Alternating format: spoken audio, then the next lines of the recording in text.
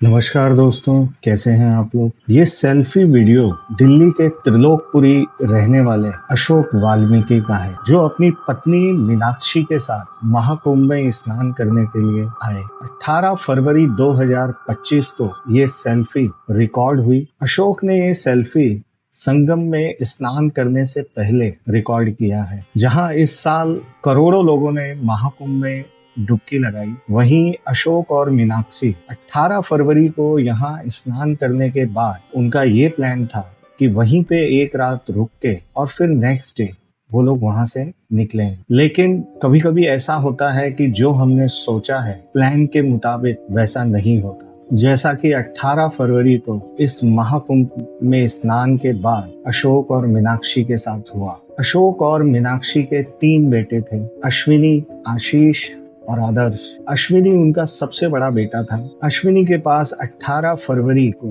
उसके फादर अशोक वाल्मीकि का एक कॉल आता है, जिसमें अशोक वाल्मीकि फूट फूट कर रोते हुए बताता है कि भीड़ भाड़ में मीनाक्षी से उनका हाथ छूट गया और अब मीनाक्षी उनको ढूंढने पे भी नहीं मिल रही। अश्विनी ये सुनते बिल्कुल दंग रह गया, क्योंकि कुछ देर पहले ही उनका कॉल आया था कि वो स्नान के लिए डुबकी लगा रहे हैं और फिर उसके बाद ये हादसा। अब कुंभ मेले में उनकी माँ मीनाक्षी के इस खो जाने की खबर सुनते अश्विनी के सामने एक बहुत बड़ा सदमा था, क्योंकि किसी की भी माँ अगर इस तरीके से खो जाए तो उसके लिए बेचैन होना लाजमी है। अब ऐसे में उसकी उम्र दराज माँ कहाँ होगी, कैसे होगी, ये सोच सोच के मन अश्विनी का और घबराने लगा। और परिवार में भी इसकी खबर मिलते ही परिवार में हड़कंप मच गया। अशोक ने अपने बेटे को दिलासा देते हुए कहा कि परेशान ना हो, जब तक तुम्हारी मां नहीं मिलती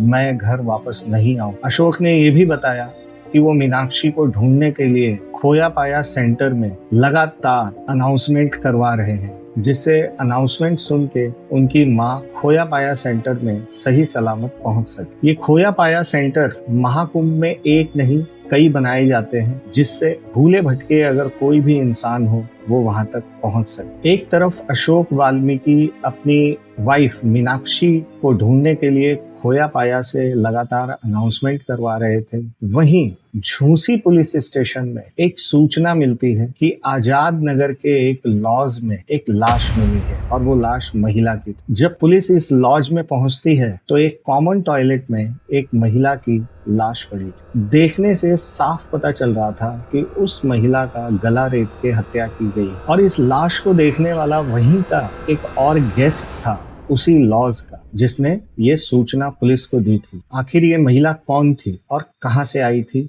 ये पुलिस के सामने एक सवाल था। और पुलिस के सामने सबसे बड़ी दिक्कत ये थी कि एक प्रॉपर लॉज नहीं कह सकते, क्योंकि वो एक मकान में बनाए हुए कई कमरे थे जिन्हें लॉज की तरह इस्तेमाल किया जा रहा। अक्सर ऐसा लोग करते हैं, कुंभ मेले के आसपास जो घर होते हैं उनको लोग भाड़े पे देना चालू कर देते हैं, इसको लॉज की तरह इस्तेमाल करते हैं। कोई 1-2 दिन आके रुकता है फिर चला जाता है। और ज्यादातर लॉज वाले ये करते हैं कि पेपर वर्क भी नहीं करते, और जो एक प्रॉपर रजिस्टर मेंटेन किया जाता है वो लोग उससे भी बचते हैं, वो भी नहीं करते। रजिस्टर तो मेंटेन नहीं था, इसके अलावा वहां पे कोई भी आसपास सीसीटीवी कैमरे भी नहीं थे, तो पुलिस के लिए बहुत बड़ा चैलेंज। और जो मकान मालिक था उसने किसी का भी आईडी प्रूफ भी नहीं लिया था। मकान मालिक ने बताया कि वो महिला एक आदमी के साथ आई थी और जब उसका सामान खंगाला गया उसके सामान में कोई भी ऐसी आईडी प्रूफ नहीं मिली, जिससे ये पता लगाया जा सके कि वो महिला कौन थी। बहरहाल पुलिस डेड बॉडी को मोर्चरी भिजवा देती है पोस्टमार्टम के लिए, और बाकी आसपास के जितने भी थाने थे उनमें ये सूचना भिजवा देती है, उसकी फोटो भिजवा देती है, जिससे उसकी पहचान हो सके कि वो महिला कौन थी। दूसरी तरफ 2 दिन बीत जाने के बाद भी मीनाक्षी का ना मिलना, इससे अनहोनी का डर सताने लगा था पूरे घर वालों के बीच। इसलिए मीनाक्षी का बड़ा बेटा अश्विनी अपने छोटे भाई आदर्श के साथ अपनी माँ मीनाक्षी को खोजने के लिए प्रयागराज की तरफ रवाना हो जाता है। 21 फरवरी 2025 अश्विनी प्रयागराज रेलवे स्टेशन पहुंचता है। वहां वो रेलवे पुलिस को पूरी बात बताता है और अपने पिता के बनाए हुए उस वीडियो पे जो कि सेल्फी उन्होंने शेयर की थी उसको वो पुलिस वालों को दिखाता है, जो स्नान से पहले ये सेल्फी अशोक वाल्मीकि ने ली। अब रेलवे पुलिस उस सेल्फी के पीछे जो बैकग्राउंड था उसका आइडेंटिफिकेशन कराने के लिए झूसी पुलिस को इत्तला देते हैं। अब अश्विनी अपने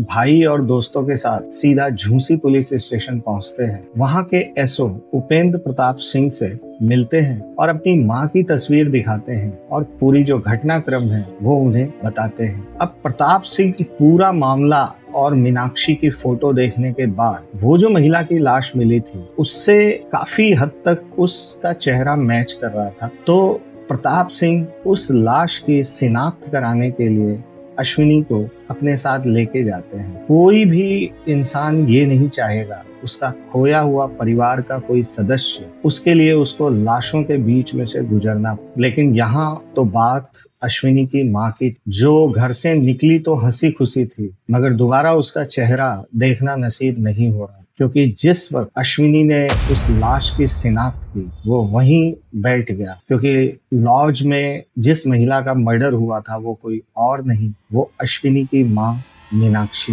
वो माँ जो उसे हर दुख से बचा लेती थी। अश्विनी के सामने अपनी माँ के साथ जुड़ी पुरानी यादें घूम रही थी और वो फूट फूट के रो रहा था। अपने घर की चार दीवारी में क्या होता है ये तो सबको पता होता है, और कहीं ना कहीं अश्विनी को अपने पिता पे शक होने लगा, लेकिन उसका पिता खुद फूट फूट के रो रहा था। वो तो उसकी माँ की इच्छा के लिए महाकुंभ आया था और उसे ढूंढने का पूरा प्रयास कर रहा था, लेकिन कहते हैं कि जो आंसुओं में डूबा हो जरूरी नहीं कि वो बेकसूर हो, और जो चुप रहे जरूरी नहीं कि वो गुनाहगार हो। अब पुलिस के सामने कोई क्लू नहीं था, कोई सीसीटीवी कैमरे नहीं थे लॉज में, कोई भी सबूत अभी तक उसके हाथ नहीं लगे, लेकिन पुलिस ने अपनी जो जांच है उसका स्तर उस लॉज के आसपास जितने भी सीसीटीवी कैमरे हैं, जो बैकग्राउंड था जहाँ पे ये सेल्फी ली गई उधर से लेके और उस लॉज तक का जो भी सीसीटीवी थे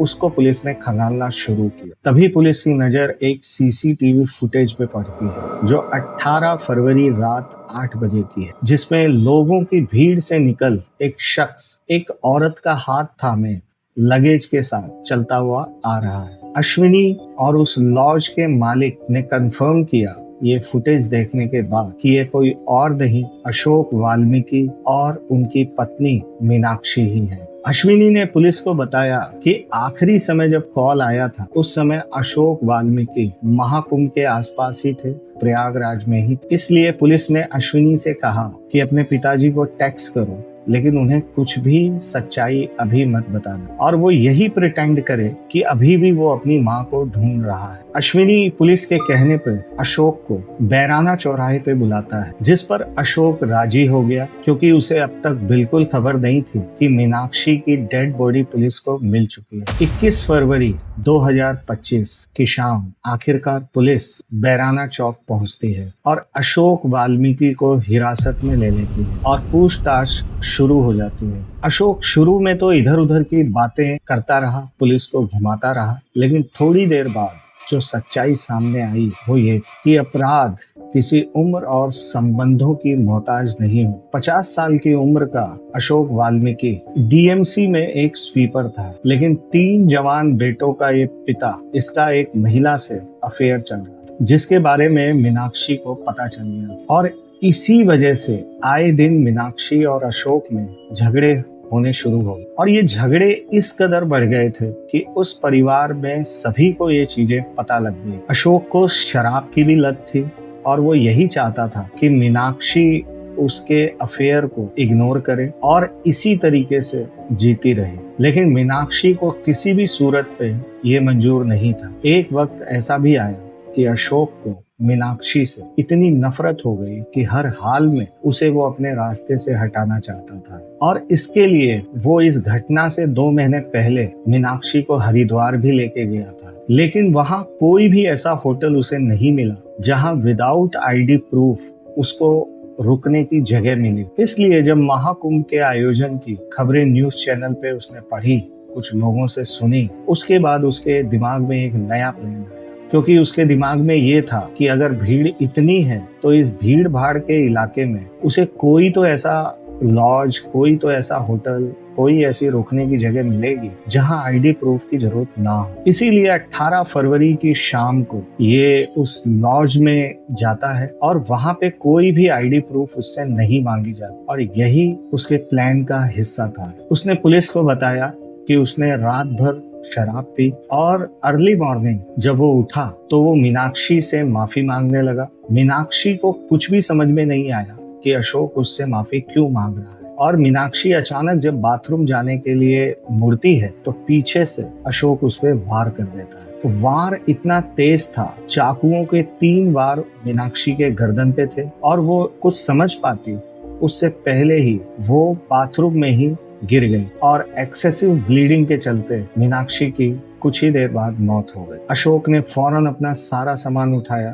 और वहां से फरार हो गया। सोचिए, जिस पत्नी ने बार बार भरोसा करके अशोक के साथ महाकुंभ गई, उसे अंदेशा भी नहीं था कि उसके साथ क्या होने वाला है, उसके पति का उसके खिलाफ इरादा क्या है। उसे लगने लगा था कि अब उसके रिश्तों में सुधार होना शुरू हो गया है, लेकिन वो गलत थे और दिमाग में जहर घोले अशोक दिल्ली से ही वो चाकू अपने घर से लेके चला था जिससे उसने मीनाक्षी पे वार किया था। मीनाक्षी के भाई प्रवेश कुमार का ये भी कहना था कि हो न हो अशोक का जिससे अफेयर चल रहा है उस महिला का भी इस कत्ल में साथ है। जिस महिला की बात हो रही है वो दिल्ली के ही त्रिलोकपुरी इलाके की डी ब्लॉक की रहने वाली है। फिलहाल अशोक को अरेस्ट कर लिया गया है और उसको जेल भेज दिया गया है और दूसरी तरफ मीनाक्षी के बेटों ने मीनाक्षी का अंतिम संस्कार कर दिया है। यह केस दिखाता है कि जब रिश्तों में एक दूसरे से विश्वास टूटता है तो सिर्फ एक शख्स नहीं, उससे जुड़ा हुआ हर शख्स परेशान होता है और टूट जाता है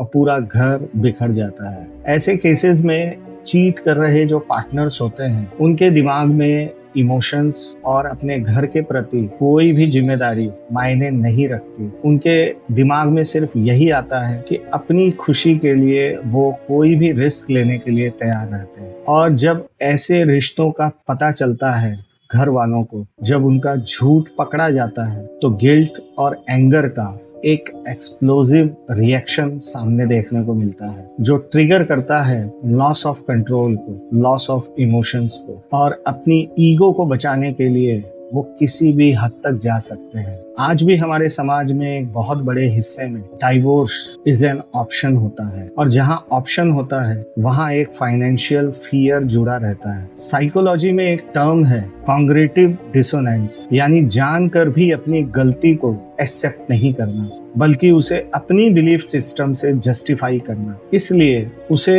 प्रॉब्लम का सॉल्यूशन सिर्फ मर्डर में दिखाई देता है। क्राइम का एक बहुत बड़ा साइकोलॉजिकल फैक्टर होता है इम्पल्स कंट्रोल। जो लोग अपने इमोशंस को, अपने एग्रेशन को कंट्रोल नहीं कर पाते वो एक्सट्रीम इमोशनल स्टेट में कोई भी गलत कदम उठा लेते हैं, स्पेशली एक्स्ट्रा मैरिटल अफेयर के एक्सपोज होने के बाद। और ये बिल्कुल इरिवर्सिबल होता है और ये सिर्फ वाइफ को या हस्बैंड को अफेक्ट नहीं करते, ये उससे जुड़े हुए पूरे परिवार के मेंबर्स को अफेक्ट करते हैं। लेकिन हर फैसले की कीमत चुकानी पड़ती है क्योंकि वो कहते हैं ना कि कातिल भी अपनी कहानी सुनाता है बेकसूर होने की, लेकिन खून कभी झूठ नहीं बोलता। तो दोस्तों, आज यही समाप्त करता हूँ। चैनल को सब्सक्राइब नहीं किया तो प्लीज सब्सक्राइब कर दीजिए।